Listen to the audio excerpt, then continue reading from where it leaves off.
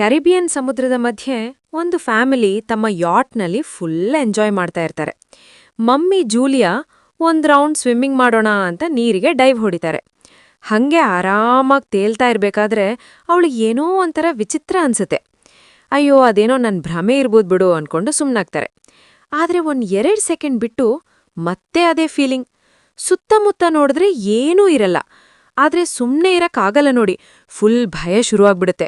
ಸಾಕ್ ಬಾಸ್ ಈ ಸ್ವಿಮ್ಮಿಂಗ್ ಅನ್ಕೊಂಡು ಯಾಟ್ ಕಡೆ ಈಜೋಕೆ ಸ್ಟಾರ್ಟ್ ಮಾಡ್ತಾರೆ. ಅಷ್ಟ್ರಲ್ಲೇ ಸಡನ್ ಆಗಿ ಯಾರೋ ಅವಳ ಕಾಲೆಳೆಯೋಕೆ ಶುರು ಮಾಡ್ತಾರೆ. ಜೂಲಿಯಾ ಫುಲ್ ಗಾಬ್ರಿಯಾಗಿ ಕಾಪಾಡಿ, ಹೆಲ್ಪ್ ಮಾಡಿ ಅಂತ ಜೋರಾಗಿ ಕಿರ್ಚತೊಡಗ್ತಾರೆ. ಆದ್ರೆ ಏನ್ ಮಾಡ್ತೀರಾ, ಮಗಳು ಕೇಸಿ ಹೆಡ್ಫೋನ್ ಹಾಕೊಂಡು ಮ್ಯೂಸಿಕ್ನಲ್ಲಿ ಮೈ ಮರ್ತು ಬಿಟ್ಟಿರ್ತಾಳೆ. ಅವಳಿಗೆ ಕಿವಿನೇ ಕೇಳ್ಸಲ್ಲ. ಇತ್ತ ಅಪ್ಪ ಟಾಮು ಮತ್ತೆ ಮಗ ಬೆನ್ನು ಮೀನ್ ಹಿಡಿಯೋ ಗಡಿಬಿಡಿಯಲ್ಲಿದ್ರು. ಪಾಪ ಜೂಲಿಯಾ ಹೇಗೋ ಕಷ್ಟಪಟ್ಟು ನೀರಿನ ಮೇಲೆ ಇರೋಕೆ ಟ್ರೈ ಮಾಡ್ತಾರೆ. ಆದ್ರೆ ಬಾಯಿಗೆ ನೀರ್ ನುಗ್ಗಿ ಕಿರ್ಚೋಕೂ ಆಗ್ತಾ ಇರಲ್ಲ. ಸ್ವಲ್ಪ ಹೊತ್ತಾದ್ಮೇಲೆ ಟಾಮ್ಗೆ ಡೌಟ್ ಬರುಕೆ, ಅಲ್ಲಪ್ಪ ಜೂಲಿಯಾ ಎಲ್ಲಿ ಹೋದ್ಲು, ತುಂಬಾ ಹೊತ್ತಾಯ್ತಲ್ಲ ಅಂತ. ಯಾಟ್ ಅಂಡಲೆಲ್ಲ ಹುಡುಕಿ ನೋಡ್ದಾಗ ಹೆಂಡ್ತಿ ನೀರಿನಲ್ಲಿ ಒದ್ದಾಡ್ತಾ ಇರೋದು ಕಾಣ್ಸತ್ತೆ. ಟಾಮ್ಗೆ ಫುಲ್ ಶಾಕ್. ತಕ್ಷಣ ಮಕ್ಕಳನ್ನ ಕೂಗಿ ಕರೆದು ಯಾಟ್ನ ಆ ಕಡೆಗೆ ತಿರುಗಿಸಿ ನೀರಿಗೆ ಡೈವ್ ಹೊಡಿತಾನೆ. ಹೇಗೋ ಪಟ್ ಅಂತ ಜೂಲಿಯಾ ಹತ್ರ ಹೋಗಿ ಅವಳನ್ನ ಗಟ್ಟಿಯಾಗಿ ಹಿಡ್ಕೊಂಡು ಯಾಟ್ ಕಡೆ ಕರ್ಕೊಂಡ್ ಬರ್ತಾನೆ. ಆಮೇಲೆ ಮಕ್ಕಳು ಸೇರ್ಕೊಂಡು ಇಬ್ರನ್ನೂ ಎಳೆದು ಮೇಲ್ ಹಾಕ್ತಾರೆ. ಫ್ಯಾಮಿಲಿಯವರೆಲ್ಲ ಸೇರಿ ಜೂಲಿಯಾನ ಸಮಾಧಾನ ಮಾಡ್ತಾರೆ.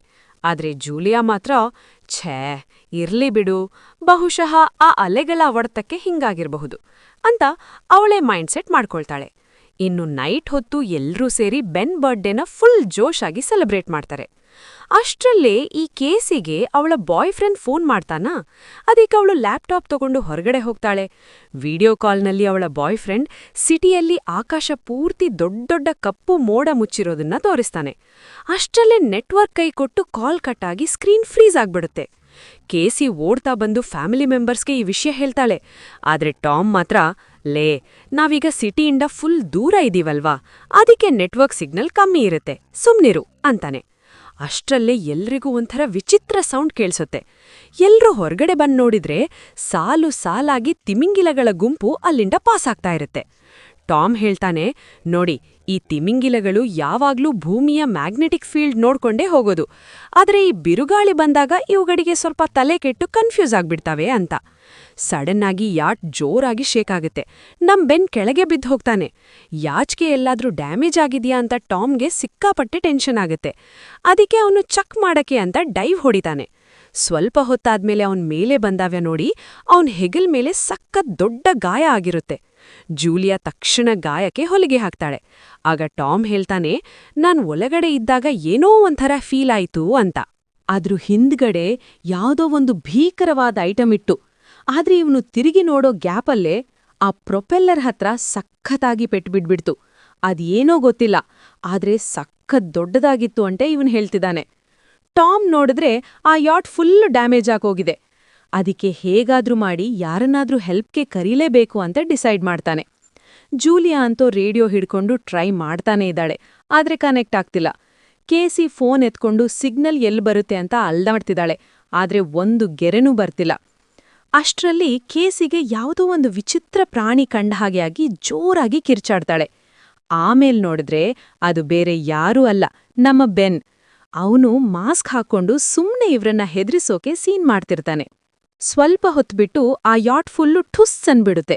ಸಮುದ್ರದ ಮಧ್ಯೆ ಎಲ್ಲಿಗೂ ಹೋಗಕ್ಕಾಗದೆ ಸಿಕ್ಕಾಕೊಂಡ್ಬಿಡ್ತಾರೆ. ಜೂಲಿಯಾಗೆ ರೇಡಿಯೋದಲ್ಲಿ ಯಾವುದೋ ಒಂದು ಸೌಂಡ್ ಕೇಳಿಸುತ್ತೆ, ಆದ್ರೆ ಆ ವಾಯ್ಸ್ ಫುಲ್ಲು ಡಿಸ್ಟರ್ಬೆನ್ಸ್ ಇರೋದ್ರಿಂದ ಏನೂ ಅರ್ಥ ಆಗಲ್ಲ. ಟಾಮ್ ತನ್ನ ಫ್ಯಾಮಿಲಿಗೆ ಹೇಳ್ತಾನೆ, ನಮ್ಮತ್ರ ಇರೋದು ಇನ್ನು ಬರೀ 4 ದಿನಕ್ಕೆ ಆಗುವಷ್ಟು ಅಕ್ಕಿಬೇಳೆ ಅಷ್ಟೇ. ಇನ್ಮೇಲೆ ಯಾವುದಾದ್ರೂ ಫಿಶಿಂಗ್ ಬೋಟ್ ಬರೋವರೆಗೂ ನಮ್ಗೆ ಬೇರೆ ದಾರಿನೇ ಇಲ್ಲ ಅಂತ. ಸಡನ್ ಆಗಿ ರಡಾರ್ನಲ್ಲಿ ಏನೋ ಬ್ಲಿಂಕ್ ಆಗತ್ತೆ. ಜೊತೆಗೆ ಯಾವುದೋ ಒಂದು ವಿಚಿತ್ರವಾದ ಸೌಂಡ್ ಕೇಳಿಸುತ್ತೆ. ಎಲ್ರೂ ಓಡ್ಬಂದು ಹೊರಗಡೆ ನೋಡ್ತಾರೆ. ಅಬ್ಬಬ್ಬಾ, ಆಕಾಶದಿಂದ ಸಾಲು ಸಾಲಾಗಿ ಮೇಟಿಯಾರ್ಸ್ ಭೂಮಿ ಮೇಲೆ ಬೀಳ್ತಾ ಇದೆ. ಅದೆಲ್ಲ ನೋಡಿ ಅವರಿಗೆ ಫುಲ್ ಶಾಕ್. ಆ ಉಲ್ಕೆಗಳು ಎಲ್ಲೆಲ್ಲಿ ಬೀಳುತ್ತೋ ಅಲ್ಲೆಲ್ಲ ಭೀಕರವಾಗಿ ಬ್ಲಾಸ್ಟ್ ಆಗ್ತಿದೆ. ಒಂದು ಉಲ್ಕೆ ಅಂತೂ ಅವರ ಹತ್ರನೇ ನೀರಿಗೆ ಬಿದ್ದಾಗ ಟಾಮ್ ತಕ್ಷಣ ಯಾಟ್ ಸ್ಟಾರ್ಟ್ ಮಾಡಕ್ಕೆ ಸಖತ್ ಫೈಟ್ ಮಾಡ್ತಿರ್ತಾನೆ. ಆದ್ರೆ ಇಂಜಿನ್ ಮಾತ್ರ ಮೂವ್ ಆಗಕ್ಕೆ ರೆಡಿನೇ ಇಲ್ಲ. ಇಷ್ಟ್ರಲ್ಲೇ ಮತ್ತೊಂದು ಉಲ್ಕಾಪಾತ ಆ ಏರಿಯಾಗೆ ಧಪಕ್ಕಂತ ಹೊಡೆಯುತ್ತೆ. ಇಡೀ ಫ್ಯಾಮಿಲಿ ಫುಲ್ ಬೆದ್ರಿ ಹೋಗಿ ಒಬ್ರನ್ನೊಬ್ರು ಗಟ್ಟಿಯಾಗಿ ಹಿಡ್ಕೊಳ್ತಾರೆ. ಆಗ್ಲೇ ಟಾಮ್ಗೆ ಗೊತ್ತಾಗದು, ಬೀಳ್ತಿರೋ ಆ ಬೆಂಕಿ ಉಂಡೆಗಳು ಉಲ್ಕೆಗಳಲ್ಲ ಗುರು, ಅವೆಲ್ಲ ಸ್ಯಾಟಲೈಟ್ಗಳು. ಅದೇ ಟೈಮಲ್ಲಿ ಬೆನ್ ನೋಡ್ತಾನೆ, ಯಾಚ್ನಿಂದ ಹೊಗೆ ಬರ್ತಾ ಇರುತ್ತೆ. ಟಾಮ್ ಚೆಕ್ ಮಾಡ್ಬಿಟ್ಟು ಇಂಜಿನ್ ಹೋಗಿದೆ ಅಂತ ಕನ್ಫರ್ಮ್ ಮಾಡ್ತಾನೆ. ಗಾಳಿ ಸಖತ್ ಜೋರಾದ ತಕ್ಷಣ ಎಲ್ಲರೂ ಯಾಚ್ ಒಳಗಡೆ ಓಡ್ ಹೋಗ್ತಾರೆ.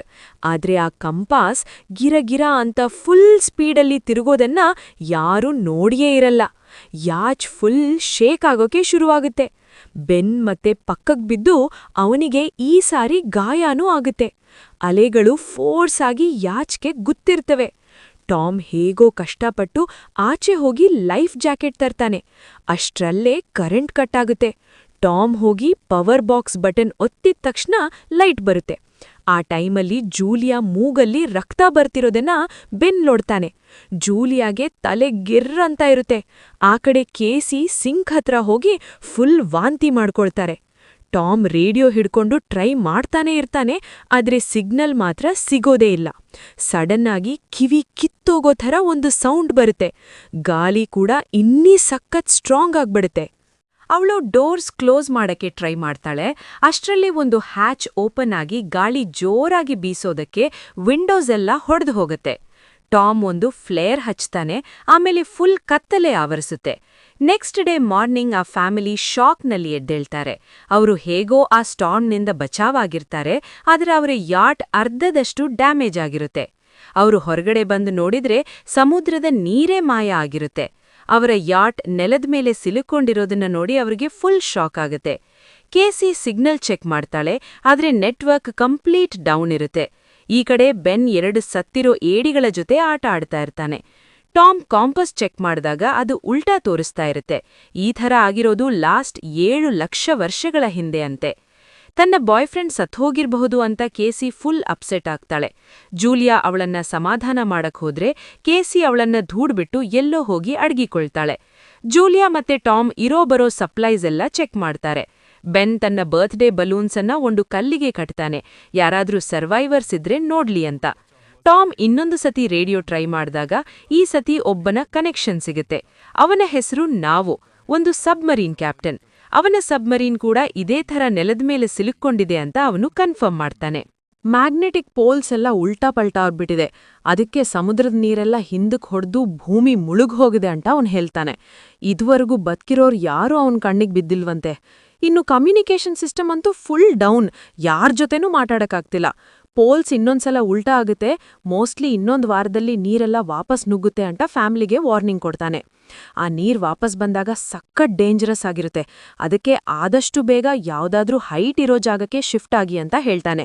ಪಾಪ ಆಕ್ಸಿಡೆಂಟ್ನಲ್ಲಿ ಅವನ್ ಪಾರ್ಟ್ನರ್ ಸತ್ಹೋದ್ನಂತೆ.